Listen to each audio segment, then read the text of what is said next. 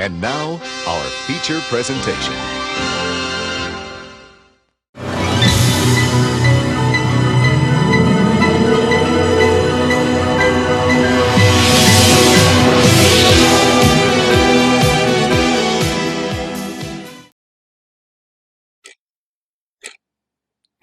Welcome to an avant-garde original production of What's a Scene? In order to understand the concept of what a scene is in terms of fiction writing, it is important to have an understanding and a mastery of time. I know you might be thinking to yourself, bitch, I've been to plenty of plays, and I know what a scene is. I didn't have to know anything about time. And I would respond, but you do have to understand time in order to understand scene. So, let's allow us to call on our guest helper tonight, Father Time, who can slow things down, speed things up, and teach us everything we need to know about what a scene is.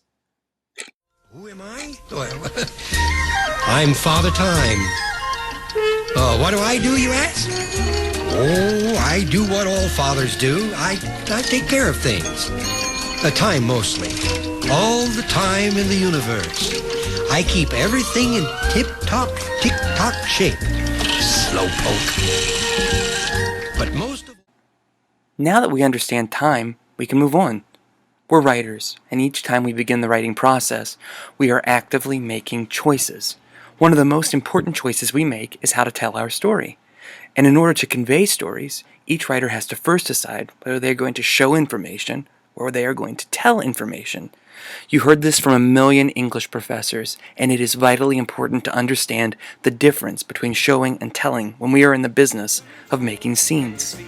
Now, let's pause for a second, and let's merge the ideas of time and writing. Stories are governed by their own time. This is what we'll call story time. It's the amount of time covered by a story. We also have something called discourse time. Each of the words that the woman is furiously typing out on the screen add together to build the discourse. When the story time is equal to the discourse time, it means that the events on the page take the same amount of time to read as they would take to occur in real life. And when that happens, boom, we have a scene. And when we have a scene, we are showing something rather than telling, because the scene is basically happening before our eyes. When this occurs, we feel like we are directly engaged in the story because it's being shown to us in what feels like real time. It feels immediate. To illustrate what a scene is, please watch the following short film created by my friends male model number 1 and female model number 1.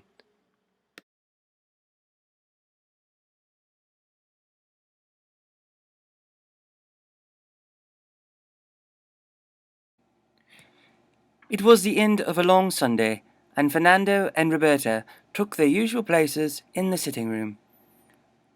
"I want to listen to my Jane Fonda workout tape to help me relax," Roberta said. Fernando hadn't even had time to open his Andy Warhol coloring book. "I want to relax, lovey," Fernando said. "Me too," Roberta said. "But you know that I can't read with noise," Fernando said, and he pointed at the Jane Fonda workout tape. "Fernando, it's a fecking coloring book," Roberta said.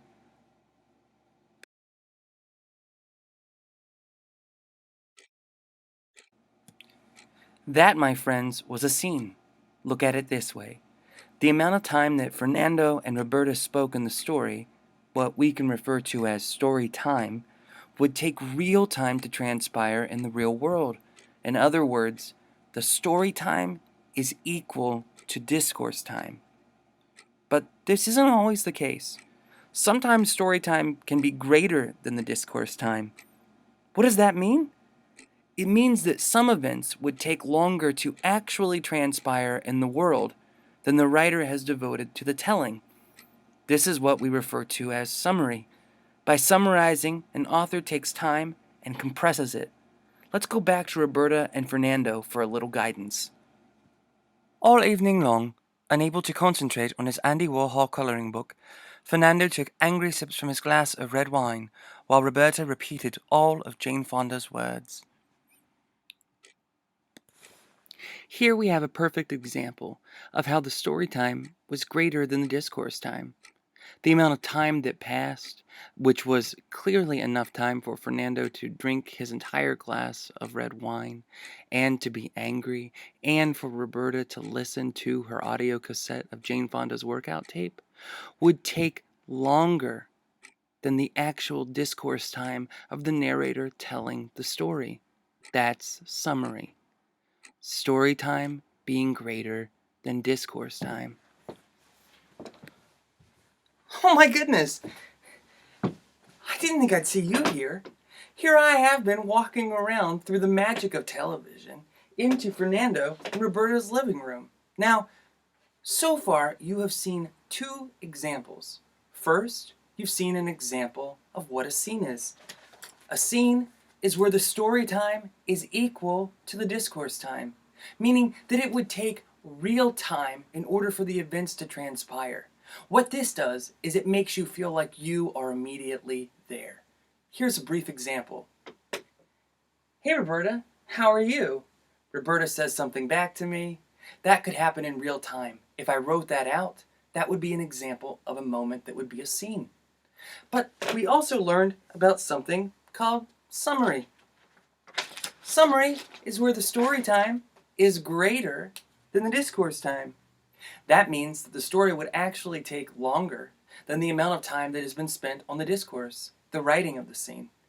Now, you may be asking yourself, why would a writer ever engage in summary when we know that summary is a version of telling and that scene is a version of showing? That's a good question, and thank God I'm here to help you out. Now, we are so close to having a thorough understanding of scene and summary that before we conclude, I want to talk about two ways that you can construct a scene. These involve infolding and unfolding. Not to be confused with this hijacking that has gone on my screen with Martha Stewart and these fitted sheets. It's not that type of folding. It's a different type. Now, let's return back to Fernando and Roberta's living room. Hey, I'm back! Now that we have a thorough understanding of what scene is and what summary is and what the differences are, I want to talk about a few methods of scene work and what you can do when you're constructing your own scenes in your creative fiction. Now, you've probably never heard of these before, but there are infolders and unfolders. It's like innie and outie in terms of a belly button. It's that type of principle. Now, let's get talking. I'm back in Fernando and Roberta's living room. And I have brought along with me this highly incredible and new technology called paper. I want to first talk about unfolding, or what some people might call, people who are writers like this are unfolders. Unfolding is where the story takes place beat by beat, meaning that each beat of the story takes place in real time, and that when we read it, we feel like we are immediately there, because everything that is occurring could be occurring simultaneously in time in the real world. So let's give an example. Amazingly, I'm going to take this paper and I'm going to unfold it. And when I unfold it, we're going to learn things. So, let's say as an unfolder that Fernando takes a sip. He sips his wine. I show you that as the writer. Fernando sips his wine while sitting across from Roberta. Then I unfold some more. Roberta mouths the words to her Jane Fonda workout tape as Fernando sips his wine. Me telling you these things in this way mean that the story time is equal to the discourse time, because these things could be occurring in the real world in real time. Now, Roberta presses stop on her cassette player and rewinds because she desires to hear that line again. Fernando sighs when she does this. Roberta speaks. When Roberta speaks, Fernando is silent. All of these things, all of this unfolding, this accordion that I've made, all of it could occur in real time. You might be thinking that unfolding is a very limited way of showing a scene. It is, and it isn't. Everything has its limitations. But here's the point. Every time you construct a scene, you should make intentional choices. Once you make those choices, they will inform the story that you are writing. So if you decide that you are going to unfold, what could be your specific purposes? Think here to our example about Fernando and Roberta. If we unfold and we build detail by detail about the fact that we know that he wants to read and she wants to listen, that this is creating tension, and each line of dialogue and each movement that exists between the two of them in the scene in real time adds to that tension. We also know that we could use a very similar pattern of speech repeatedly. That could create rhythm. The rhythm could add to the tension. Now we move on to infolding. Some people, like unfolders, believe there's no time like the present, and you go through beat by beat. But infolders are built a little bit differently. Now we're going to see how you would infold a scene. In an infolded scene, time is slower. Why? Because the story time is actually less than the discourse time. So let's take, for example, our good friends Fernando and Roberta sitting in the living room. We don't know very much at all about the interior lives of either Fernando or Roberta, because the story time is equal to the discourse time. But what if the story time is less than the discourse time? Meaning that we take more time as authors to talk about what is going on in the interior lives of our characters, rather than the blow by blow, the beat by beat, the moment by moment. So let's take an example. Let's say that the very first moment that we're going to have is that Roberta peers across at Fernando and she notices that he is wearing her shirt again. For years, her clothes have gone missing, and now for the first time in their lives together, she's beginning to wonder, has he been taking her clothes? Wearing them? What does this mean about their relationship? How has she not noticed until just this night, as she sits here listening to her Jane Fonda workout tape? Why has everything that she's loved so much gone missing? The thoughts of Roberta's missing clothes lead her to think about her missing cat, Tippy. Tippy was her favorite cat, and now that she's thinking about missing things, like Tippy the cat, she's also beginning to remember the night that Tippy ran away, the night that she went missing.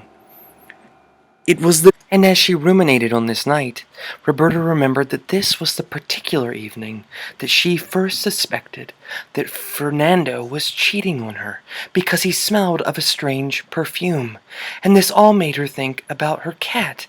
And then Fernando clinks his wine glass, and we're back in story time. Instantly, she's taken out of that moment, and we go back to beat by beat. Here, we clearly see that very little story time has actually been covered. What has mainly been covered has been discourse time, interiority. This enriches the story in a different way than we see in unfolding or even in summary. Now that you have a thorough understanding of scene and summary, you know how to move a story forward. What is imperative is that you remember that each time you sit down at your computer or notepad, you are your own father, mother, or gender nonconforming time, that you make the decisions about how your information will be conveyed in your story. Ultimately, every choice you make when you are constructing a scene or summary will move your story forward. Thank you.